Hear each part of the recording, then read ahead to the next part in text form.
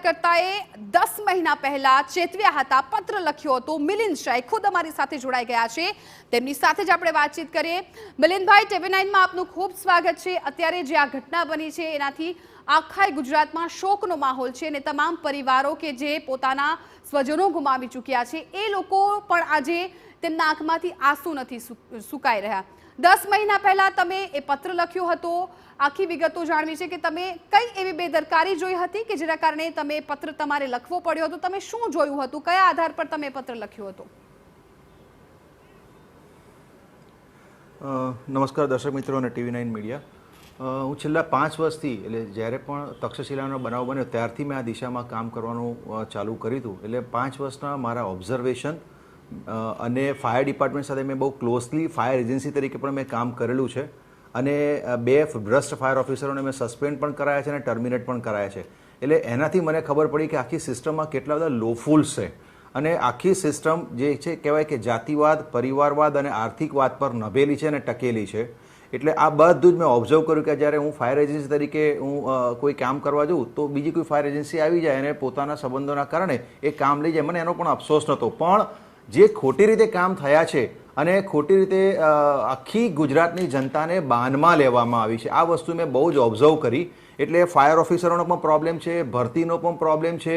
આખા ગુજરાત રાજ્યમાં અને આખા ભારત દેશમાં ફાયર ડિપાર્ટમેન્ટ માત્ર 60% કાર્યક્ષમતા સાથે કામ કરી રહ્યું છે, હોવા જોઈએ 100%, એની જગ્યાએ 40% જેટલી ઓછી અછત કહી શકાય એ છે। અને એમાં પણ જે લોકો છે એમાં મોટાભાગના લોકો ડિસ્કોલિફાઈડ લોકો છે, મેં કીધું વાલા દલાઓની નીતિથી આગળ આવેલા છે, યોગ્ય ભણતરનો અભાવ છે, પ્રેક્ટિકલ અનુભવનો અભાવ છે અને આવા લોકો ખેદ સાથે કહેવું પડે છે કે આવા લોકો ગુજરાત રાજ્યની અને સમગ્ર દેશની આગથી સુરક્ષા માટે રક્ષા કરી રહ્યા છે। ઇવન એટલી હદ સુધી કે આપણા ગુજરાત રાજ્યમાં જ્યારે પ્રાઇમ મિનિસ્ટર મોદી સાહેબ આવે કે આખા વિશ્વના જ્યારે વડાઓ અહીંયા આવે ત્યારે એવા લોકોની સુરક્ષામાં આવા ફાયર ઓફિસરો પણ તૈનાત કરવામાં આવ્યા હતા જે તે વખતે। અને જે તે વખતે પણ મેં મારા પક્ષના લોકોનું ધ્યાન દોર્યું હતું કે આ બહુ ગંભીર બાબત છે કે આપણા મોદી સાહેબ કે આપણા કોઈ પણ પદાધિકારી કે કોઈ પણ રાજદ્વારી લોકો હોય એની રક્ષા આવા અસક્ષમ કહેવાય એવા ફાયર ઓફિસરો કરી રહ્યા છે।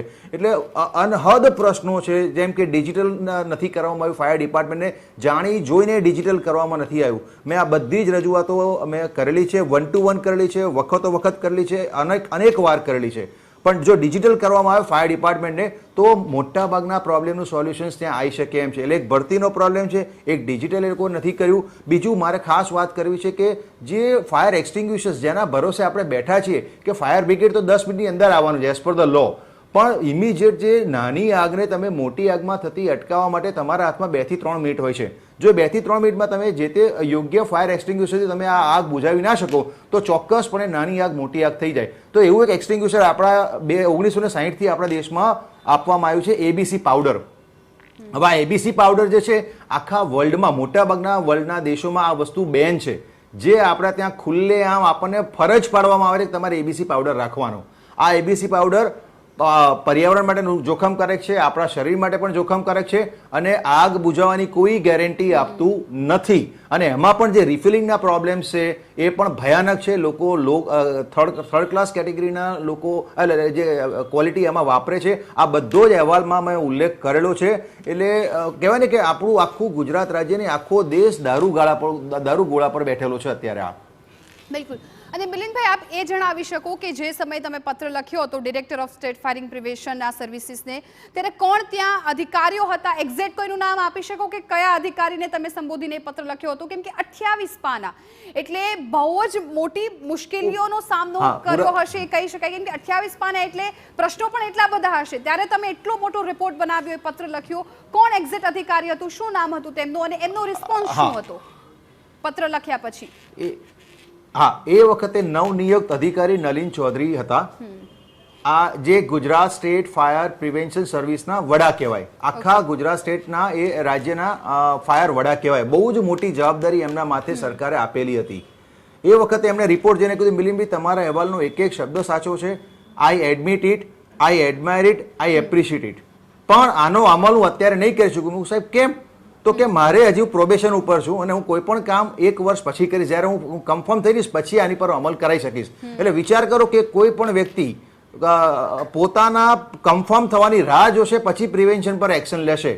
અને એનું પરિણામ આપણે આજે ભોગવી રહ્યા છીએ. આજે એમની સીધી જવાબદારી બનતી હતી કે એમને તાત્કાલિક આ રિપોર્ટ મુખ્યમંત્રી સાહેબને એમને એકનોલેજ કરવાનો હતો કે સાહેબ આટલી આટલી વસ્તુ અમારે ધ્યાન પર આવી છે, આપણે આટલા સુધારા કરવા જોઈએ. તો શક્ય છે કે આજે એમના પણ વખાણ થયા હોત કામને લઈને કે ભાઈ તમે સારી વસ્તુથી આ મુખ્યમંત્રીનું ધ્યાન દોર્યું છે, પણ આજે કોઈ ને કોઈ કારણથી એ આ વસ્તુ કરી શક્યા નથી.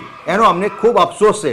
બીજી વસ્તુ મારે મીડિયાના માધ્યમથી કહેવી છે કે આ અમુક અધિકારીઓએ માત્ર ને માત્ર ભરતી ઓછી હોવાનું કારણ આગળ કરીને જવાબદારીમાંથી છટકવા માટે ગુજરાત સરકારશ્રીને એવી ગેરમાર્ગે દોરી છે કે ભાઈ આપણે જે ઔદ્યોગિક એકમો છે, લોકોના જીવ ગયા છે. અત્યારે સ્પષ્ટપણે જે તપાસ છે એ કરવામાં આવે છે તેવું સરકાર તરફથી કહેવામાં આવી રહ્યું છે.